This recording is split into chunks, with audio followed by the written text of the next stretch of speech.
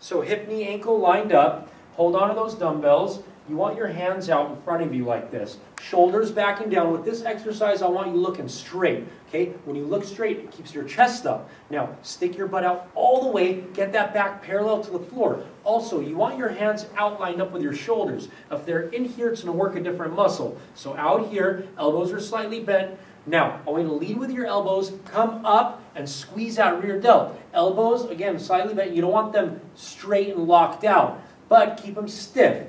Come up, squeeze out rear delt, breathe in on the way down, blow out on the way up. Now notice, look at her, she's not swaying up and down. Everything is nice and solid. This works your abs, works your glutes, your hamstrings, everything. We're looking perfect. Look at how her elbows are lined up with her shoulders, okay? Some people bring it down here, wrong muscle. I want it lined up so it hits that rear delt, works the posture.